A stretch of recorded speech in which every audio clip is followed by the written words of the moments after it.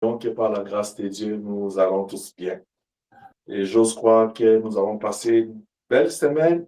Je salue la présence de l'homme de Dieu, Papa Eric, parmi nous. Et j'espère qu'il va bien avec toute la famille, toute l'Église. Nous sommes bénis par votre présence. Que Dieu vous bénisse, fils. Ce matin, par la grâce de Dieu, nous allons clôturer les sous-thèmes sur briller comme des flambeaux dans la sanctification. Nous avons passé un bon moment où nous sommes en train d'échanger ensemble, discuter, partager autour de ces concepts, briller comme des flambeaux dans la sanctification. C'est ce que Dieu veut, c'est ce qu'Élohim désire, souhaite dans notre vie. Nous avons dit la sanctification ou se sanctifier, en d'autres termes, avoir ou mener une vie de sainteté, c'est l'œuvre progressive de Dieu pour rendre chaque personne, chaque croyant, chaque enfant de Dieu qui est né de nouveau, Dieu s'engage à les rendre semblables à lui-même. Donc la sanctification, c'est tout un processus progressif de Dieu pour rendre chaque croyant plus semblable à Dieu. Quand nous disons plus semblable à Dieu, c'est-à-dire s'identifier à Elohim. En d'autres termes, Dieu veut remettre l'homme dans sa condition première. Quand Elohim avait dit dans Genèse chapitre 1, verset 26, faisons l'homme à notre image. À l'image de qui? L'image de sa sainteté. Parce que nous avons dit la sainteté, c'est la nature de Dieu. Quand Dieu crée l'homme, il est créé parfait, il est créé saint. Il n'y avait pas d'impureté, aucune iniquité en lui. C'est pourquoi Proverbe dit, Dieu a créé des hommes droits, mais les hommes se sont cherchés leur propre détour. Ils ont cherché leur propre voie. Et vous avez dit, dans le jardin d'Éden, quand Dieu crée l'homme, il les responsabilise. Après quelques temps, le diable est venu séduire la femme et au travers du péché, les hommes se sont écartés de la voie de Dieu. Comme cela n'était pas suffisant, comme cela ne suffisait pas, au temps de Noé, la Bible dit l'iniquité avait atteint son comble au point que la patience de Dieu, parce que la Bible dit il est lent en colère. Là, Dieu avait atteint sa colère, le niveau de sa colère, il avait sa dose avec l'iniquité qu'il voyait. Lui qui est saint, il ne pouvait plus supporter de voir comment le péché avait acquis. Il a détruit le monde. Et comme si cela ne suffisait pas, il s'est choisi Israël parce que Dieu voulait s'identifier à un peuple, en fait qu'au travers de ce peuple-là, qui puisse atteindre le monde. Mais combien de fois Israël a désobéi? Combien de fois Israël a déçu le Seigneur jusqu'au point où leur incrédulité avait atteint une forme que la Bible dit que Dieu les appelle un peuple à cou roide. C'est-à-dire leur incrédulité était devenue tellement grande que Dieu était choqué par leur attitude. Jusqu'au point où, quand l'agneau est venu dans Jean, la Bible dit, il est allé vers les siens ne l'ont pas reçu. C'est alors que la grâce nous a souri. Béni soit l'Éternel. Amen. Ça, c'est pour démontrer que le Dieu Elohim, le Dieu créateur qui est saint, quand il crée l'homme, il le crée à son image. C'est-à-dire, au commencement, l'homme était la photocopie de Dieu. Comme il est saint, l'homme était saint. Mais au travers du péché, l'homme s'est souillé. C'est pourquoi Dieu a dit dans Genèse 3,15, il dit au serpent, j'engagerai une hostilité entre toi et la descendante de la femme. De la femme naîtra un rejeton qui va t'écraser la tête et toi tu vas lui mordre les talons. Parce que Dieu était déterminé à remettre l'homme dans l'état saint, à remettre l'homme dans des conditions saines. Est-ce que je parle à quelqu'un? Amen.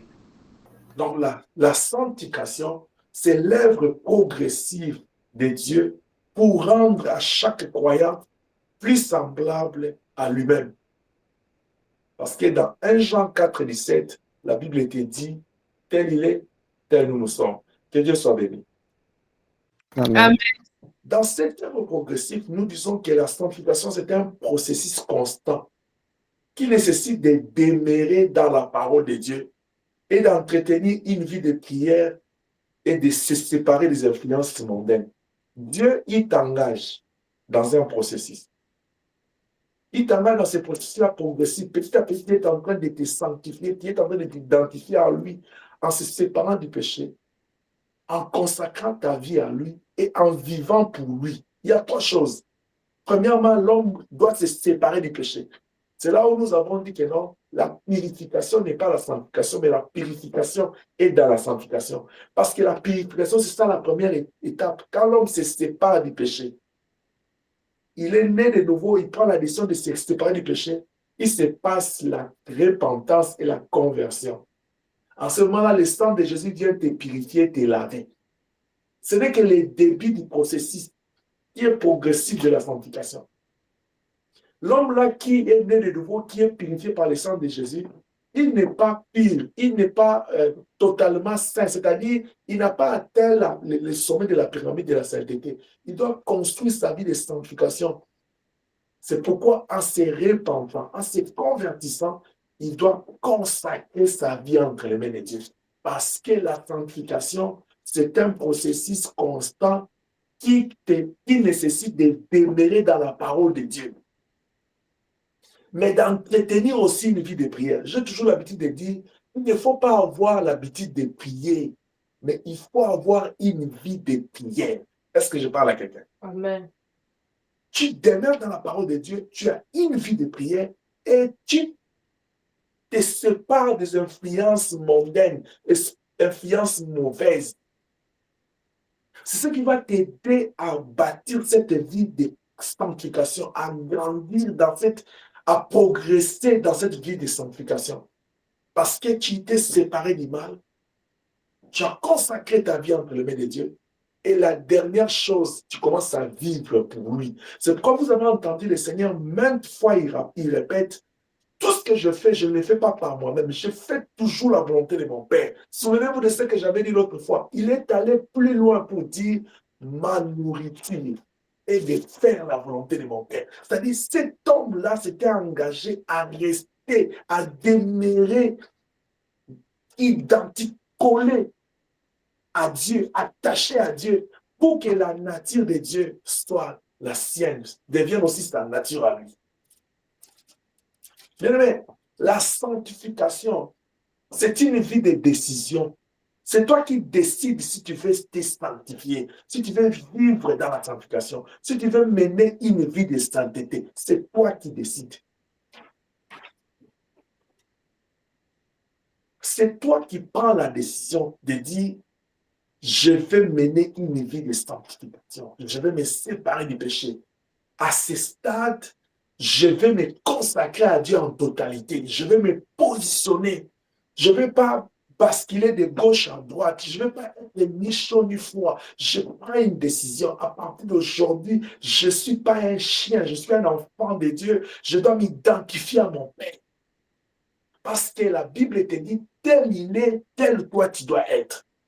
Que Dieu nous bénisse. Amen. Donc, c'est une décision que doit prendre chacun de nous de se séparer du péché, du monde, de la volonté de la chair, de la volonté du diable, de la volonté des hommes, pour se consacrer à Elohim et vivre selon la volonté de ces dieux. C'est toi qui dois prendre la décision. Tu dis non, non. Il m'a créé à son image. Il m'a créé parfait. Il m'a créé saint. Mais pourquoi je deviens... Oh, Jéhovah. J'aimerais que chaque personne comprenne que non. Quand Dieu t'a créé, il t'a créé à son image. Tu étais parfait. Mais à cause du péché, le péché a amené la faiblesse en toi. Le péché a réveillé ce qui est imparfait en toi. Il a installé l'imperfection en toi. La Bible dit, la nature elle-même ne vous enseigne-t-elle pas? Si par exemple, comme tu es bien habillé là, et qu'il part, mais garde, il y a une tache, quelque chose pose sur ton habit, tu regardes, tu trouves, tu dois chasser ça. Tu enlèves, ou tu vas faire un effort d'enlever ça sans tacher ton habit. C'est de la même manière que nous devons ressentir dans notre âme. C'est-à-dire, j'ai été créé saint. Si je trouve que le péché vient, l'influence mondaine vient, l'influence du mal vient, l'influence des hommes vient sur moi pour me séparer de Dieu, je dois enlever ça parce que je dois progresser dans la sanctification. Est-ce que quelqu'un m'entend? Que quelqu'un dise dans son cœur ce matin, je dois progresser dans la sanctification. Parce que c'est ça la volonté de Dieu. Oh, j'aime la Bible quand il nous dit Dieu veut que nous puissions vivre une vie de sanctification. Que notre Dieu soit béni. Amen. Nous allons lire dans le livre des Psaumes, chapitre 119. C'est pas qu'on puisse lire beaucoup ce matin, mais je vais m'efforcer pour avancer et clôturer cette page. Psaume 119, verset 9 à 11.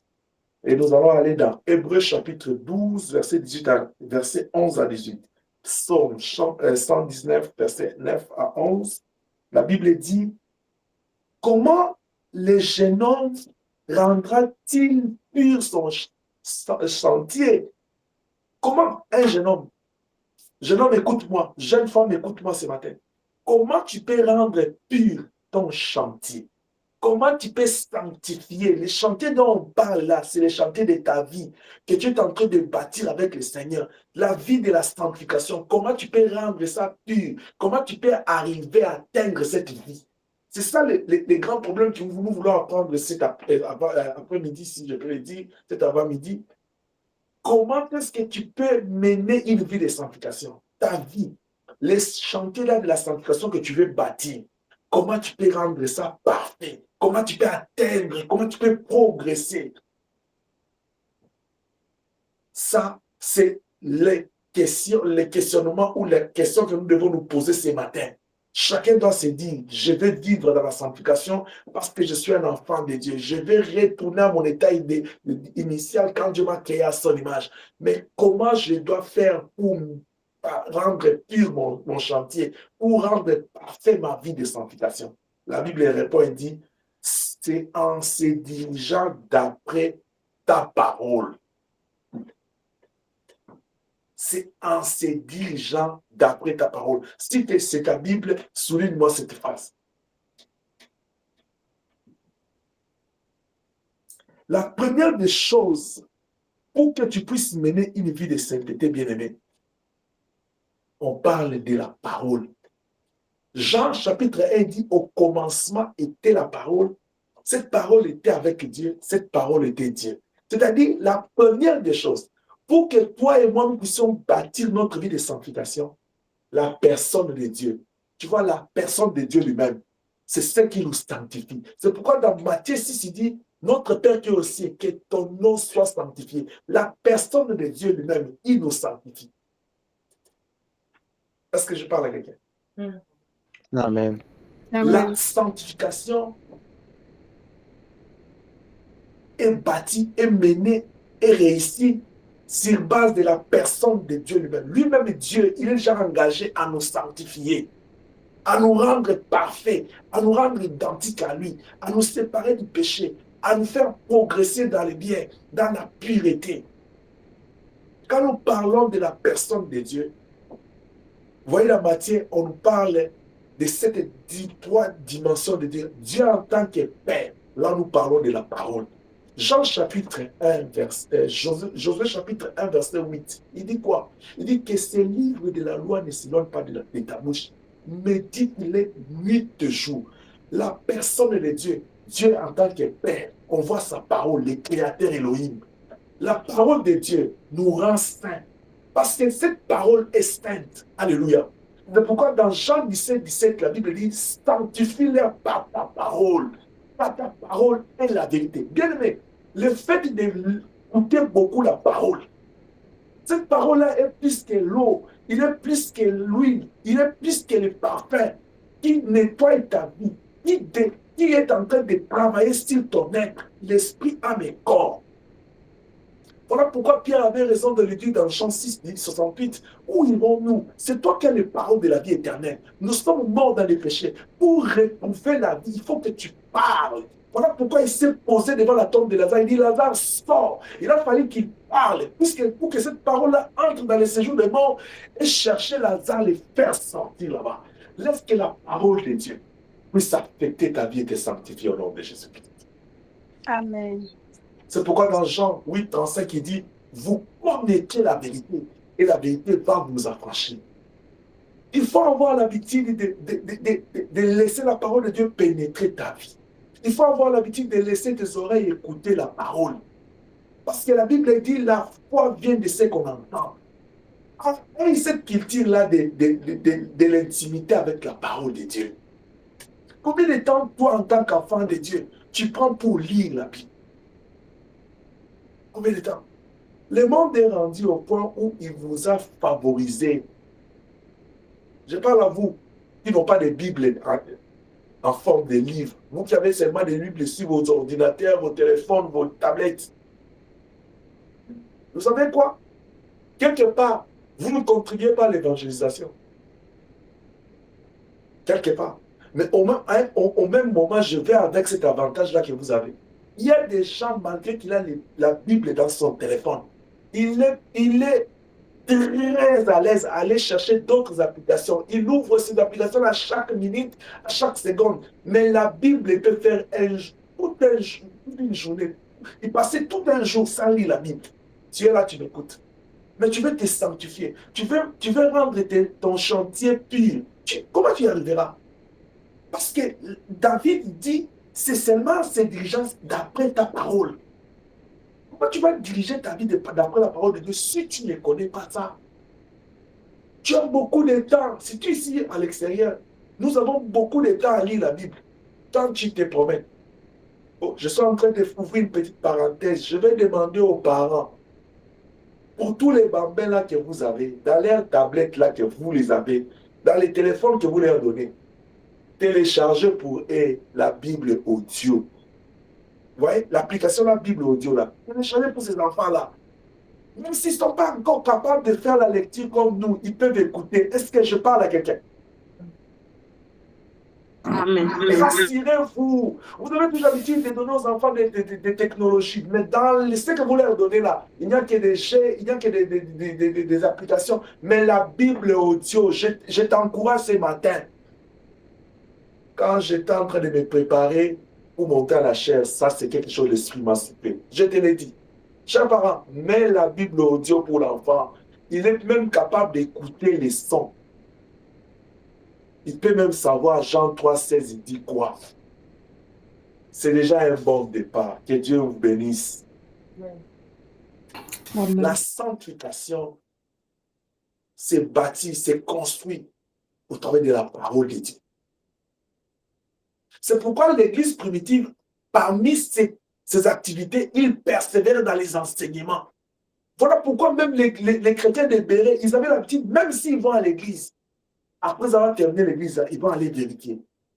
Toi là, c'est dimanche, tu es connecté. Même quand la parole est prêchée là, ton attention, est-ce qu'elle est 100% ici? Gloire à Dieu. Dès qu'on termine, dit, bon, j'ai déjà écouté la parole, c'est fini. Hein? Mais manger là, tu peux manger 7000 fois par jour.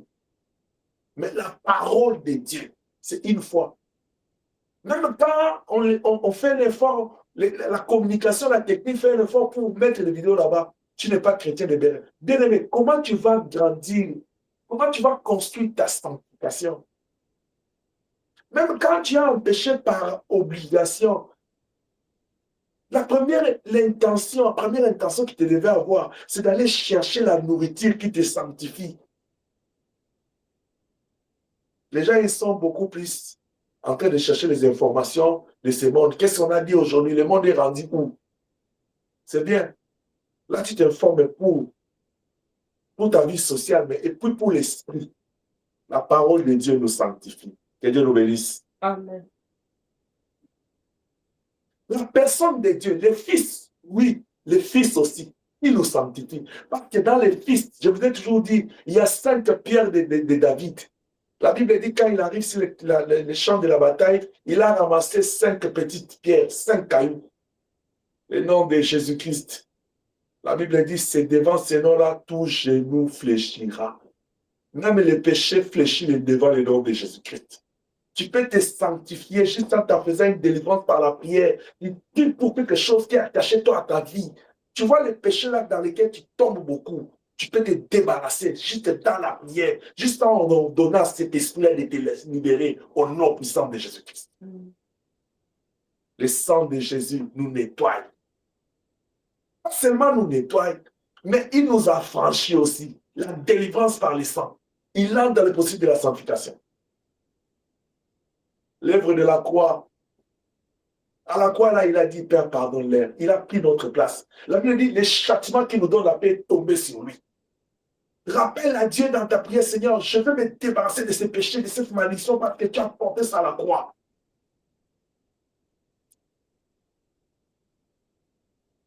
Son esprit, mais aussi sa parole. 5 choses.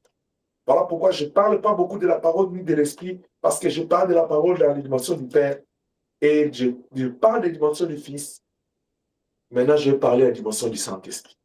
Jean, il voit Christ venir.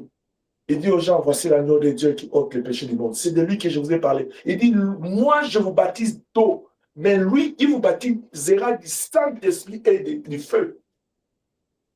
La nature de Dieu, juste parce que la parole qui a créé toutes choses, cette parole a la capacité de nous restaurer.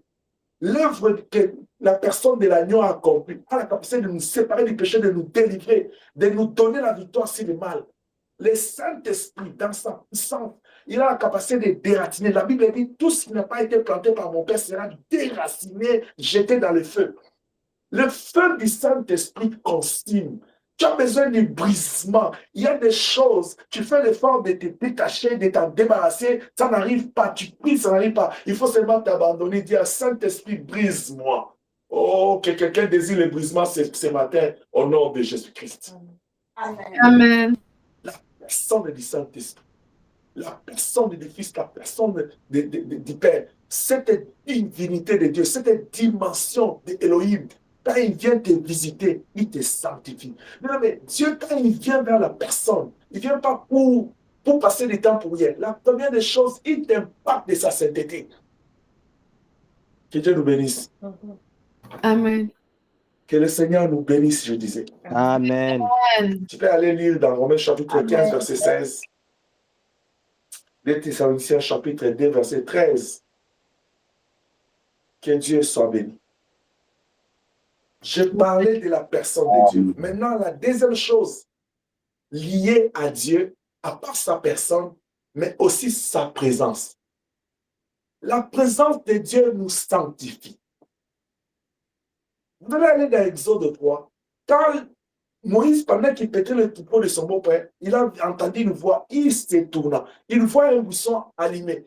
Tout en fait, quand Moïse voulait s'approcher, on dit, enlève tes sandales car ce lieu est saint. Donc, il se retrouve dans un endroit où la présence de Dieu était là. Cet endroit est devenu autre.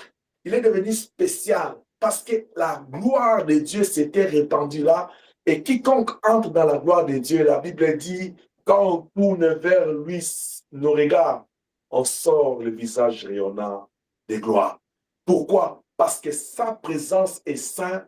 C'est pourquoi dans sa présence, Apocalypse nous dit quoi? Apocalypse 4 nous dit que Jean vit une porte s'ouvrir et il y avait un trône au ciel. Et tout autour du trône, les êtres vivants, il fait qu'on dit, tu es saint, tu es saint, tu es saint.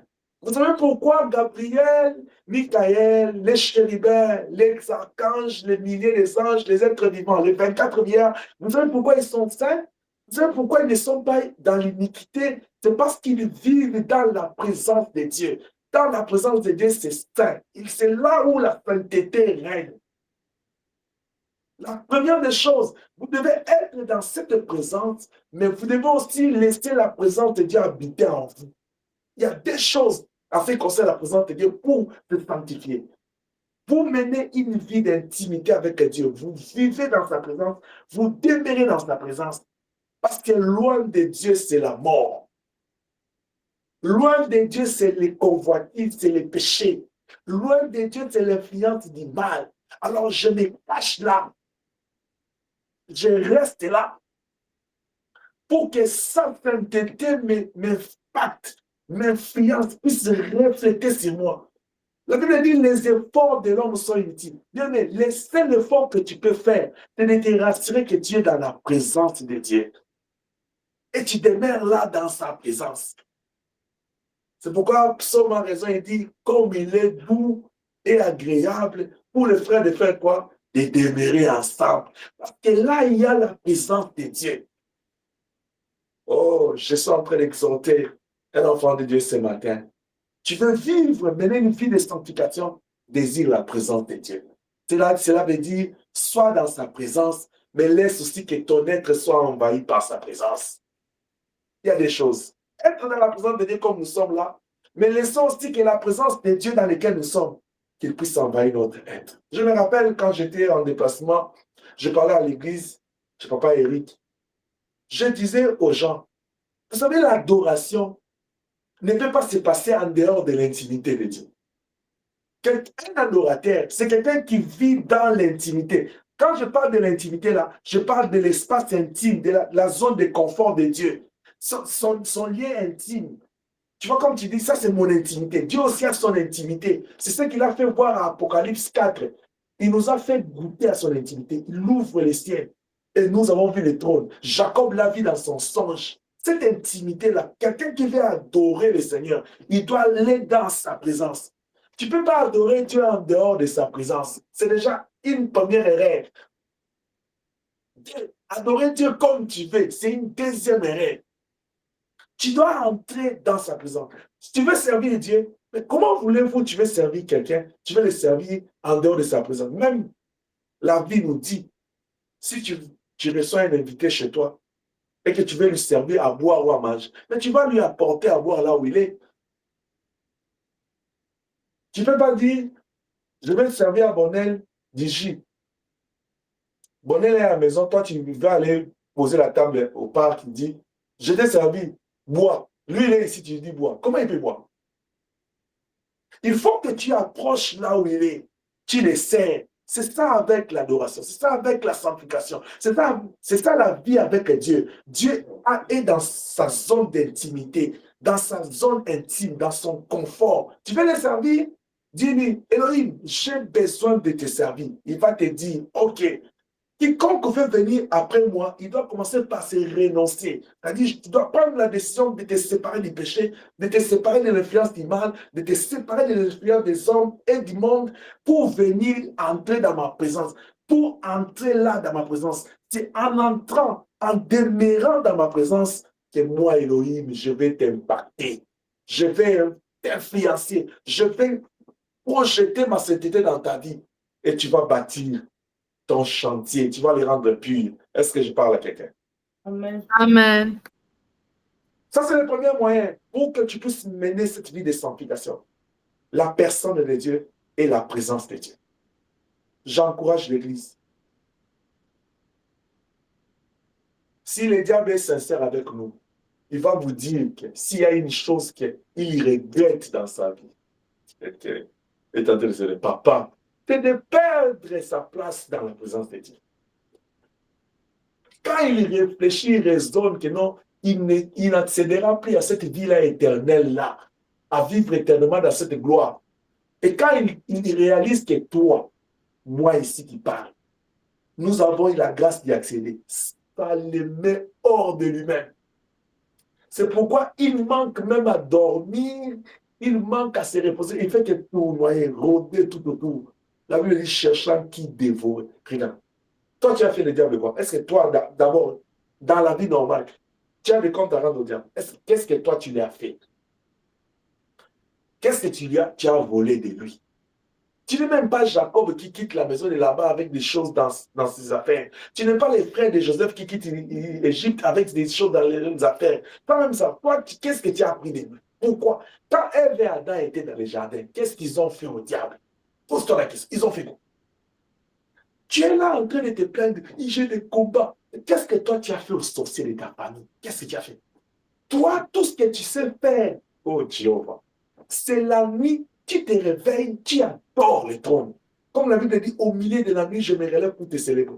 Je vous ai dit ça l'autre fois. Je te répète encore, je te le rappelle. S'il y a des moments que tu ne peux pas louper dans ta vie, ne dors pas comme un cochon la nuit.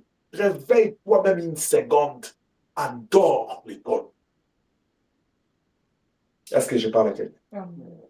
Amen. Regarde, C'est ta décision d'adorer ton Créateur. En quoi ça dérange le diable? En quoi? C'est ta décision de marcher dans la crainte de Dieu. En quoi ça dérange le diable? C'est comme Bartimée. C'est ta décision, quand tu es en difficulté, d'implorer la grâce de Dieu. En quoi ça dérange les autres? Oh non! Le diable est indisposé. Toi, tu nous déranges beaucoup avec tes prières. En quoi ça vous dérange?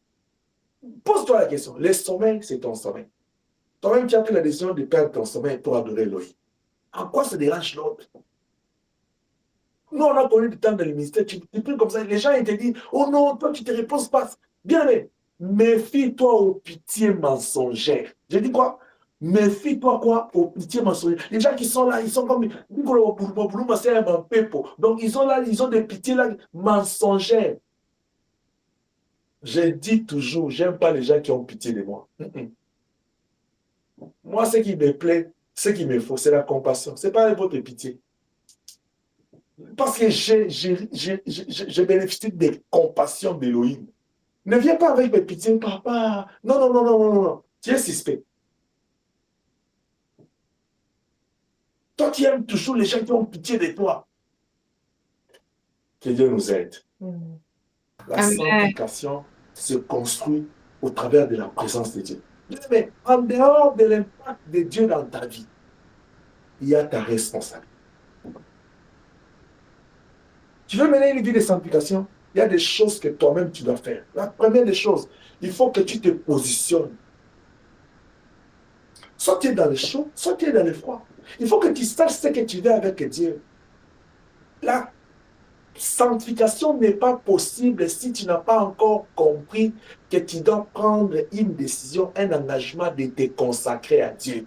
Consacrer à Dieu veut dire prendre sa vie, donner ça en offrande.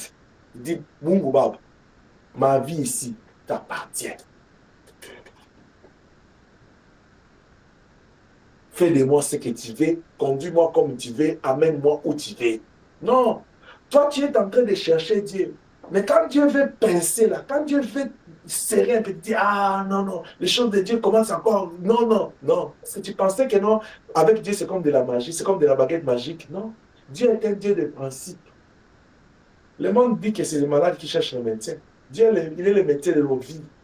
C'est à nous de les chercher. C'est pourquoi vous avez dit, Jacob, il a compris, il dit, je ne te laisserai pas tant que tu m'es béni. Il y a des choses qui relèvent de notre responsabilité. Si tu veux te sanctifier, si tu veux mener une vie de sanctification, il faut que tu prennes une décision de te positionner, de te consacrer à Dieu. Tu t'engages toi-même à se séparer de ce mal. Jésus a sauvé cette femme-là de Jean chapitre 8 à la montagne, au synagogue. Il dit, moi non plus je ne te condamne pas, va, ne pêche pas. La femme est partie. Quand il dit, je ne te condamne pas, va, mais ne pêche pas. La femme a écouté. Mais c'était la responsabilité de la femme de se positionner, de ne plus pécher.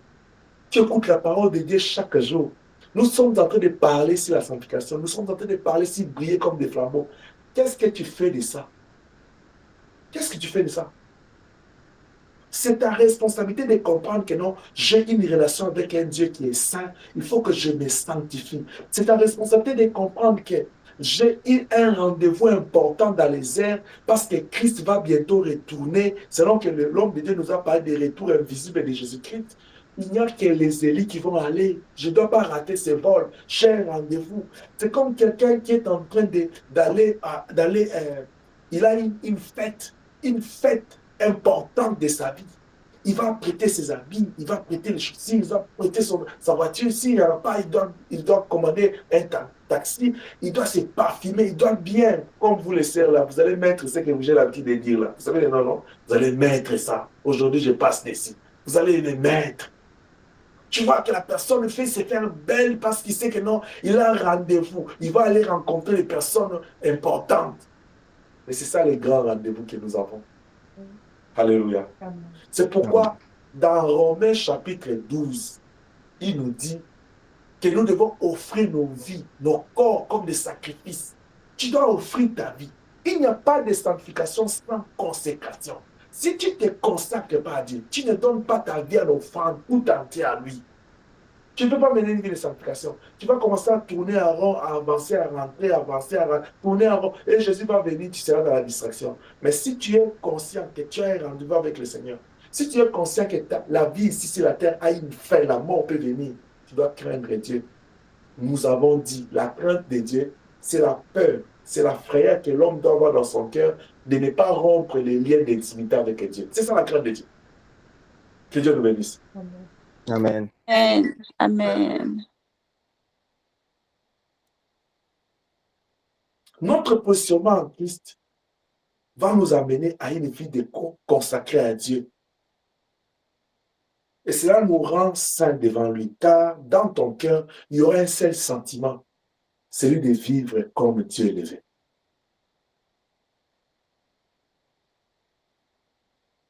Celui de vivre comme Dieu le veut. Est-ce que tu es avec moi? Amen. Amen.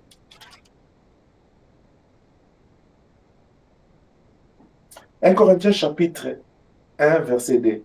À l'église de Dieu, écoutez bien, à l'église de Dieu qui est à Corinthe, à ceux qui ont été sanctifiés en Jésus-Christ, appelés à être saints, et à tous ceux qui invoquent en quelque lieu que ce soit le nom de notre Seigneur Jésus-Christ, leur Seigneur et le nôtre.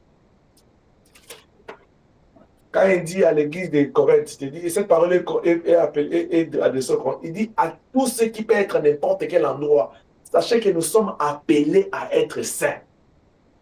Je suis en train de dire à quelqu'un ce matin que la sanctification, c'est notre vie. Nous sommes appelés à ça. Et ça doit être ton choix.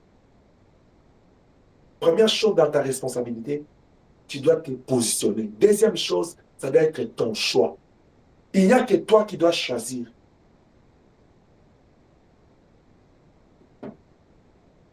Il n'y a que toi qui dois choisir. Entre avoir cette vie de sanctification et mener une vie normale. Entre avoir cette vie de sanctification et mener une vie normale, c'est toi qui choisis. C'est toi qui choisis. Parce que nos choix vont influencer nos vies. Et nos choix vont qu'est-ce que je vais dire? Les choix que nous faisons aujourd'hui, c'est ça qui va déterminer ce qu'on sera demain. Nos choix là, faites attention à nos choix. Faites vraiment attention. Chaque enfant de Dieu doit faire très attention. Tu ne vis plus pour toi. Parce que déjà, de tout d'abord, on t'a dit pour mener une vie de sanctification, il faut que tu te positionnes. Il faut que tu choisis la part. Il faut que tu te consacres entre les mains de Dieu. Tu dois te consacrer. Tu dois consacrer ta vie au Seigneur. Parce que si tu te consacres, maintenant c'est moi qui seras, tu vas te dire, j'ai déjà pris la décision de me consacrer à ce Dieu. Donc, qu'est-ce que je dois faire? Je dois juste comme choisir comment vivre, quelle vie je dois mener. Parce que je me suis déjà positionné. En d'autres termes, le positionnement là, c'est déjà un choix que tu as fait. De te consacrer à Dieu, de fuir l'influence du mal. Jeunes gens, vous qui m'écoutez ce matin, la Bible dit, réjouis-toi de ta jeunesse, mais sache que le Seigneur va te demander compte. Tout en étant jeune, tu dois faire un choix. Tu dois te positionner. Parce que lui-même, le Seigneur, il a commencé son ministère, déjà impacté les gens à 12 ans. Je vous l'ai toujours dit, chaque fois je dis, tous les lionceaux là, vous êtes plus vieux que Jésus-Christ. L'âge de commencer à impacter votre environnement est déjà révolu. Vous êtes rendu à plus de 12 ans. Le Seigneur a commencé ça très tôt. Et si la Bible nous parle de 12 ans, c'est ce que la Bible nous a écrit. Il est fort possible qu'il y ait des effets avant 12 ans. Moi qui vous parle, j'ai eu la grâce de commencer à suivre Dieu plus jeune que vous autres. Peut-être à votre âge. Mais je l'ai toujours dit. Avant que je prenne conscience de m'engager à votre âge, j'étais encore en train de servir Dieu dans une autre dimension. Mais si cette conscience de s'engager aux choses de Dieu à votre âge, le Seigneur me faisait grâce de prendre ça même avant, j'allais m'engager. Mais vous savez quelque chose de bon, quelque chose de très bon avec moi, c'est quoi? J'ai toujours compris que cette parole qui dit dans Jérémie 1,4, qu'avant que tu ne sois une tache de sang dans la main de ta mère, je t'avais connu. C'est vrai.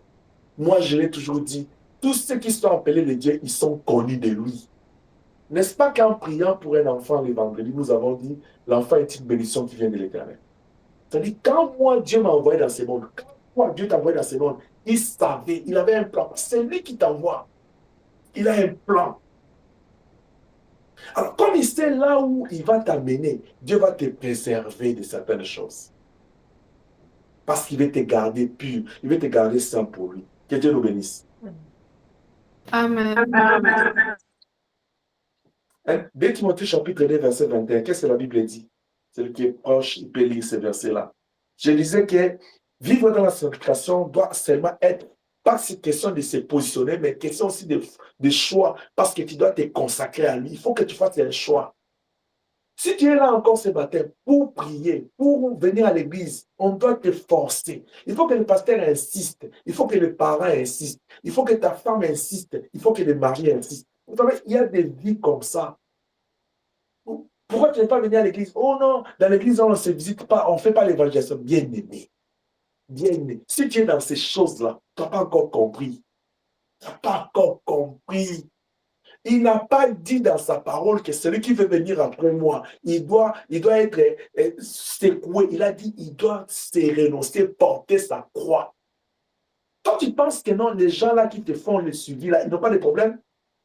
Tu es rendu au point d'une faiblesse là spirituelle que tu veux seulement, depuis jusqu'à quand on va toujours t'évangéliser? Tu n'es pas encore converti. C'est que tu n'es pas encore positionné, c'est que tu ne sais pas, tu n'as pas encore fait un bon choix. C'est celui qui fait un choix minutieux, consciencieux, ici c'est qu'il a pris comme décision. Et généralement, vous voyez à l'église, même dans la société, les gens exigent aux autres ce qu'ils ne sont pas capables de donner. Toi, quand tu es absent là, tu veux qu'on fasse les suivis pour toi. Toi, tu fais les suivis de combien de personnes? Quelqu'un là, il dit, papa, mais quand on est les enfants, non, on doit quand même faire les suivis. Toi, tu fais les suivis de combien de personnes? Ce sont tes frères aussi, non? Tu fais combien? Ce que le Seigneur nous a demandé, c'est d'aller évangéliser, d'amener les gens dans l'église. Tu es là déjà disciple, tu veux qu'on fasse encore suivi, mais quand est-ce qu'on va s'occuper de ceux qui sont en dehors de l'âge?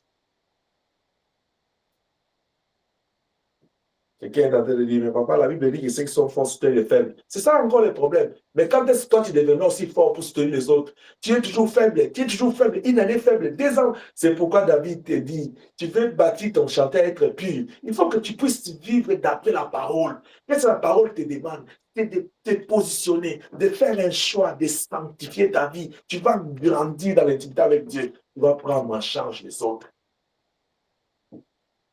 Il faut que dans plus près de toi, qu'on ait des serviteurs et des servantes qui sont capables de prendre en charge ceux qui sont en dehors du temple. Plus près de toi n'est pas une communauté de faiblards où tu es là une année, 2 ans. On fait que prendre soin de toi. Non, non. Non, non. Réveille-toi. Réveille-toi, toi qui dors. Réveille-toi. Le Seigneur t'aide au nom de Jésus. Qu'est-ce que dit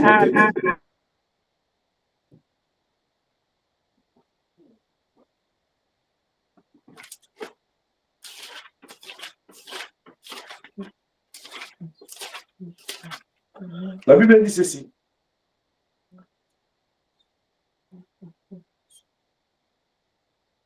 Si donc quelqu'un se conserve pur en s'abstenant de ces choses, il sera un vase d'honneur, sanctifié, utile à son maître, propre à toute bonne œuvre. Tu peux commencer avant pour comprendre de quelle œuvre on parle des choses impures. Il dit si quelqu'un se conserve en s'abstenant de ces choses, c'est-à-dire quand quelqu'un se conserve et s'abstient de ces choses-là impures, c'est son choix à lui. Si la personne n'est pas forcée, lui-même dit non, non, non, à partir d'aujourd'hui, je vais mener ma vie comme ça, parce que je vais bâtir mon chantier de la sanctification avec Dieu. Je sens dire à quelqu'un ce matin, que la vie de la sainteté soit comme une maison que tu construis. Où tu t'engages, tu dis, je vais mener une vie de sainteté avec Dieu. Parce que mon Dieu est saint. Il n'y a pas une chose que tu ne peux pas perdre dans ta conscience. Si tu n'es pas saint, si tu ne marches pas dans la sanctification, tu n'es pas en communion avec Dieu. C'est clair. Tu n'as pas besoin qu'on ouvre la Bible, ta conscience. C'est pourquoi tu as peur, tu dis, je ne vais pas rompre ces liens. Et une fois, s'il m'arrive, parce que nous avons dit, la vie ici sur la terre, il peut t'y arriver de tomber. Nous avons aussi dit que la sanctification, c'est une marche progressive. Tu ne dois pas tomber et tu attends. Quand il sera 18h pour venir te repentir, si le Seigneur vient à 12h, tu vas regretter toute ta vie. Parce qu'il s'agit de notre choix. La troisième chose que nous devons faire, c'est notre prise de conscience. Tu ne peux pas faire un choix sans prise de conscience. Tu dois prendre la conscience de quoi? Que Elohim est ton créateur. Elohim, Dieu, c'est lui mon créateur. C'est ce qu'il fait. C'est lui le roi de cet empire, de ce royaume du monde. C'est lui qui dirigeait tout. Parce que la Bible dit, il fait du ciel son trône, de la terre son marchepied. Nous comprenons au moins cette parole-là. Quand il fait de la terre son marchepied, c'est-à-dire Dieu marche sur quoi? Il marche sur qui? Réponds. Il marche sur qui? Shalom. Shalom. C'est au moins. La Bible dit, Dieu, il fait de la terre son marchepied. C'est-à-dire, Dieu marche sur qui?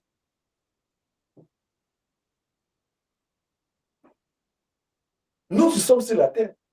Il marche sur qui? Il marche sur la terre. Nous sommes sur la terre. C'est-à-dire, si Dieu veut écraser le monde ici, c'est en un clin d'œil. Tout ne pas parti. Vous avez vu ce qu'il a fait avec Noé? Nous devons prendre conscience que non, nous n'avons pas existé par nous-mêmes. Les gens, je ne sais pas ce que les gens ne comprennent pas. Ni était la création de Dieu. Le monde n'existait pas. La Bible dit, le monde était informe et vide. Il a dit que la lumière soit. La beauté que tu as, l'argent que tu as, les souffles de vie, même quand tu te réveilles le matin, c'est Dieu. Tu prendras conscience quand.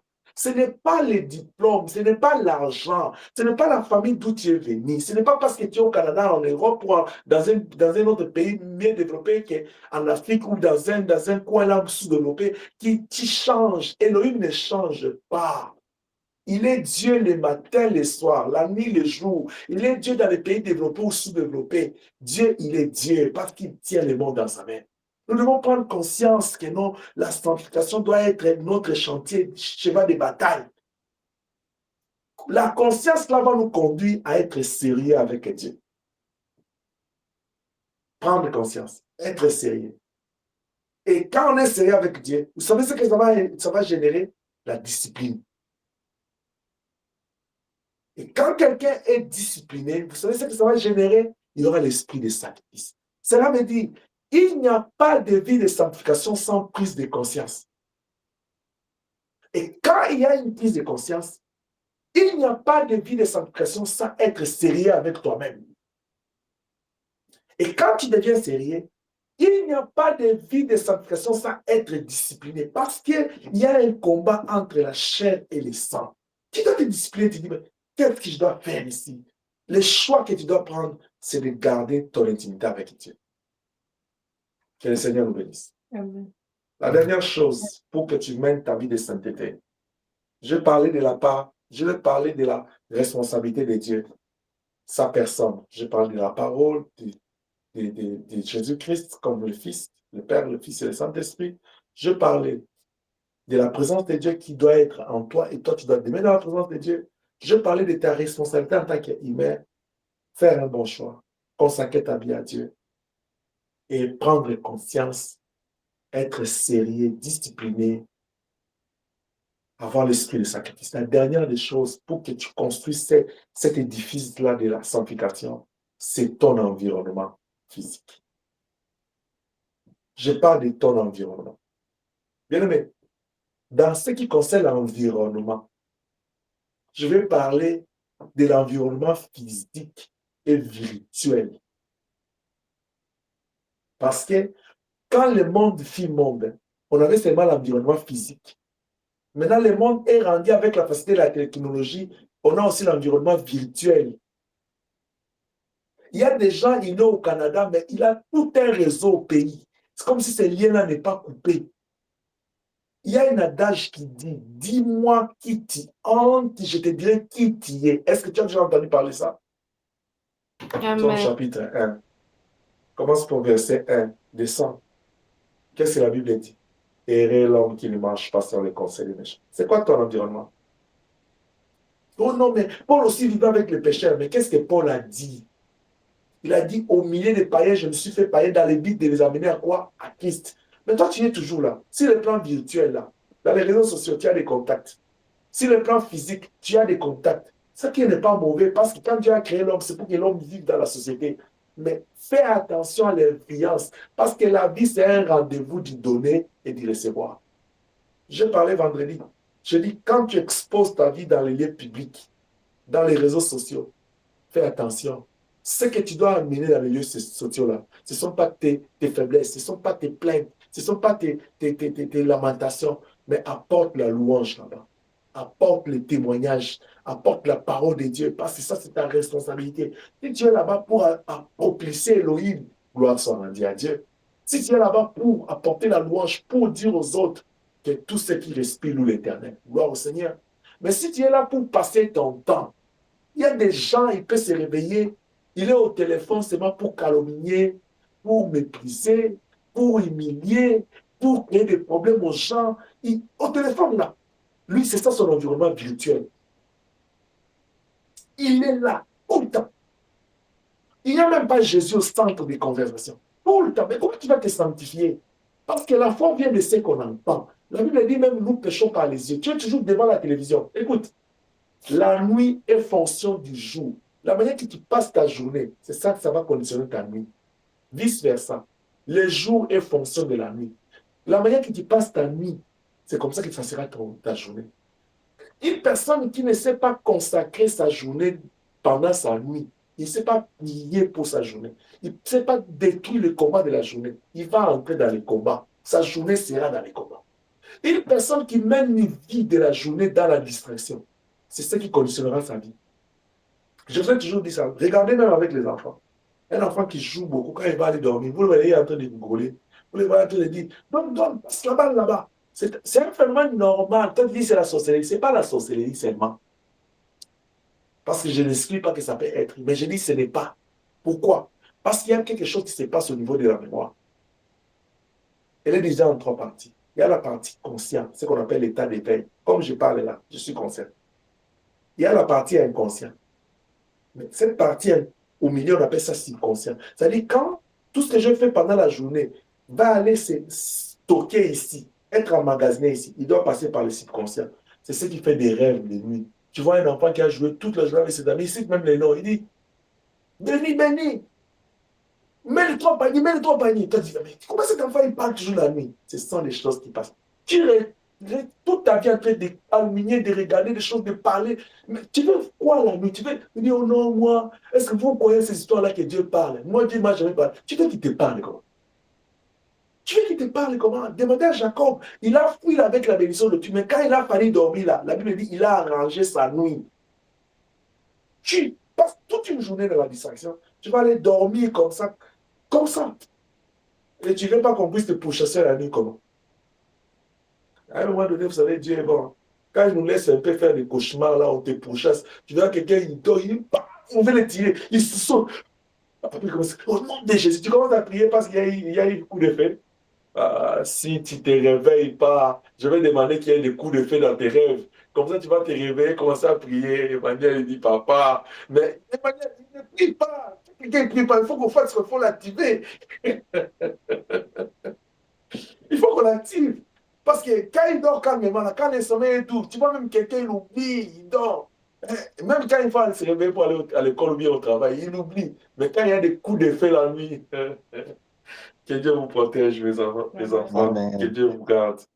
Donc, l'environnement physique, l'environnement que tu choisis, t'influence. Vous savez ce qui s'est passé avec les jours de Pentecôte, quand le Saint-Esprit est descendu. L'environnement était tellement bon qu'ils étaient tous réunis, ils avaient le même état d'esprit. Plus près de toi, si nous sommes tous unis, nous avons un même état d'esprit, un même amour dans les cœurs, nous avons l'amour entre nous, nous avons la crainte de Dieu, nous donnons, nous sommes soudés, vous allez voir la gloire de Dieu va descendre, la gloire de Dieu va faire que les choses vont grandir, la gloire de Dieu va affecter notre environnement. Nous devons être nous devons créer, c'est notre responsabilité de créer cet environnement sain. C'est pourquoi quand tu entres dans la prière, quand tu te connectes, dis-toi que je vais aller apporter quelque chose de nouveau. Ne viens pas là pour regarder le modérateur là aujourd'hui. Tu as vu ce qu'elle a fait. Tu as vu ce que papa a dit. Il y a des gens qui sont là, qui m'ont dit, ah, lui aussi, tu vois comment il s'habille. Toi, tu es là, qui t'a mis jury? Qui t'a mis jury? Qui t'a empêché de t'habiller? Qui? Non? Il y a des gens à l'église est devenue tellement compliquée que les temps où les gens, les autres personnes, ils se battent pour se sanctifier, pour se connecter, pour construire leur intimité avec Dieu. Les gens, ils sont là, seulement des gars. Regarde l'autre.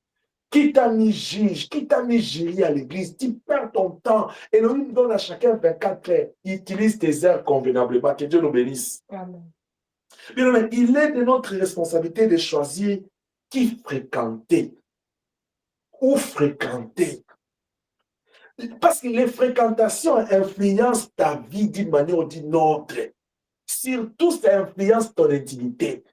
Si tu ne fais pas les choix des bonnes personnes, là, les gens qui n'ont pas la foi, tu vas voir même l'effet de ta foi là s'éteindre. Hein? Oh non, lui il choisit les gens. Mais s'il trouve que non, ce sont les gens qui sont bons pour lui pour progresser, où est le problème? Oh non, mais on doit aimer tout le monde. On n'a pas dit que non, choisir les gens, ce n'est pas veut dire et haïr les autres. Même Jésus-Christ, il avait 3 disciples qui l'aimaient plus parce qu'il débarquait dans la foule. Toi, tu es là, tu ne fais aucun effort pour que Dieu puisse tourner les regards vers toi. Il y a des choses qui regarde, dans la foule là, dans Marc 5, tout le monde était en train de toucher le Seigneur d'une manière ou d'une autre. Mais quand la femme a touché, c'était différent. Il dit, il m'a touché. Bien, mais il est de ta responsabilité de choisir tes fréquentations. Que ce soit sur le plan virtuel, sur la technologie, que ce soit sur le plan physique, les gens, les milliers que tu fréquentes, les gens que tu fréquentes. Ce n'est pas pour rien la Bible dit sortez du millier d'eux.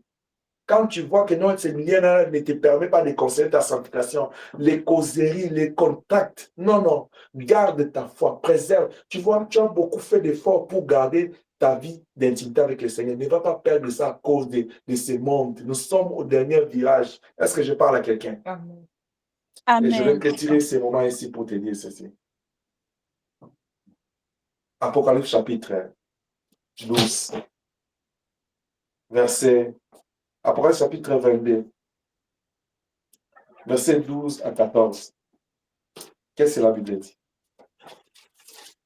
Et nous allons lire Hébreux, nous allons passer. Voici, je viens bientôt. Église, écoutez, Elohim dit, voici, je viens bientôt. Ma rétribution est avec moi pour rendre à chacun selon ce qui est son œuvre. Il vient bientôt. Dans son apparition spirituelle, il vient bientôt. Avec lui, il a la rétribution. Mais il dit, il va rendre à chacun selon ce qu'il a sémé. C'est-à-dire, au premier retour, là, ceux qui seront récompensés, seulement ceux qui seront connectés, ceux qui seront en intimité avec lui. Les reste, c'est là, les récompenses, ils vont rater l'enlèvement. L'Église va partir avec lui. Alors, tu seras parmi ces gens-là, sanctifie-toi. Je suis l'alpha et l'oméga, les premiers et les derniers, le commencement à la fin. Heureux ceux qui lavent leurs robes, afin d'avoir droit à l'arbre de vie et d'entrer par les portes de la vie. Heureux ceux qui lavent leurs robes, qui se sanctifient. Tu dois te sanctifier parce que tu auras droit à l'arbre de vie et d'entrer par la porte. Mais regarde ce qu'il dit, dehors les chiens. Oh, je le répète encore, tu n'es pas un chien. Mais comment tu vas aller te retrouver dehors? Si tu te comportes comme un chien, si tu ne laves pas tes robes, tu vas te retrouver dehors. On va te chasser comme un chien. Vous voyez, c'est comme dans une fête là, VIP, tu arrives sans invitation. On va te dire, ta place n'est pas ici. Les enchanteurs, les impudiques, les meurtriers, les idolâtres, quiconque aime pratique les mensonges. Voici moi, Jésus, j'ai envoyé mon ange pour vous attester ces choses dans les églises. Je suis les rejetons et la prospérité de David, l'étoile brillante du matin. Il a dit, j'ai envoyé mon ange. L'ange te parle ce matin, toi, église, pour que tu attestes ces choses. Tu dois laver ta robe. Est-ce que je parle à quelqu'un? Amen. Amen. Je vais terminer dans Hébreux 12. Verset 11, la Bible dit, car c'est lui qui sanctifie. Et ceux qui sont sanctifiés, sont tous ici d'un seul. C'est pourquoi il n'a pas honte de les appeler frères. Celui qui sanctifie là, c'est Dieu. Et Dieu là nous a sanctifiés par son Fils, par sa parole, par son esprit. Maintenant que nous lui appartenons, il n'a plus honte de nous appeler ses frères, ses fils. La sanctification, c'est l'œuvre de Dieu.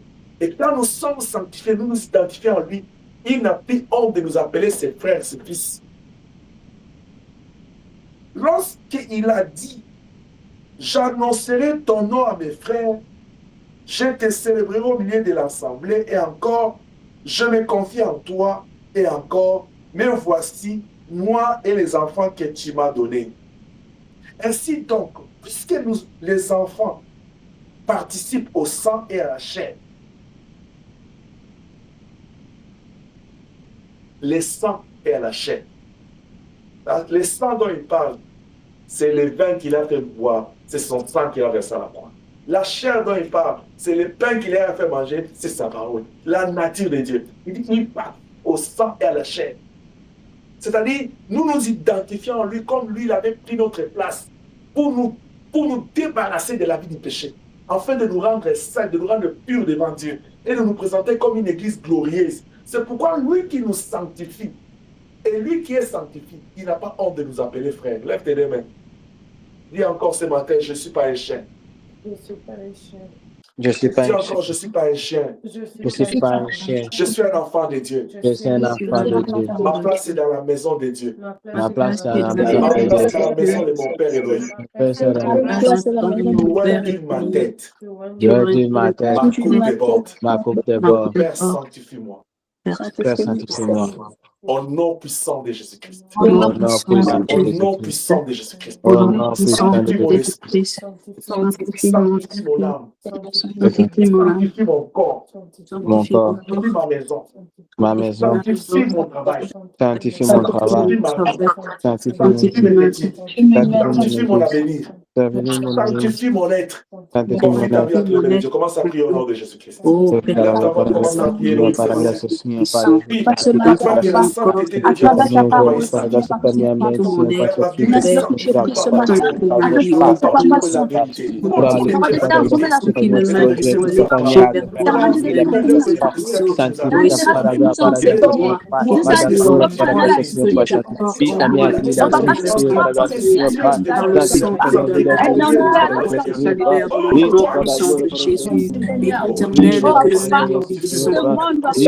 Que tout ce qui n'est pas de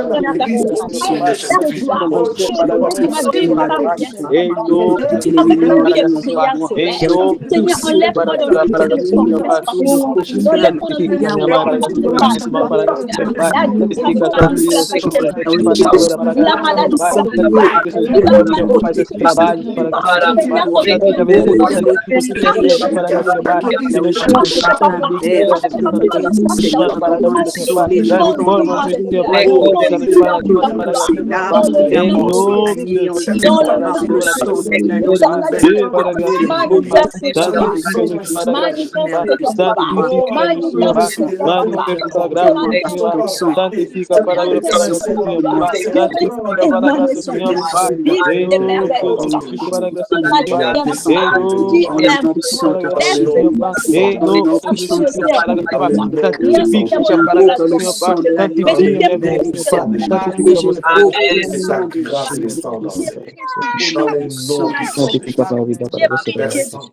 ma maison pour toi, afin que Seigneur te dans le nom de Jésus.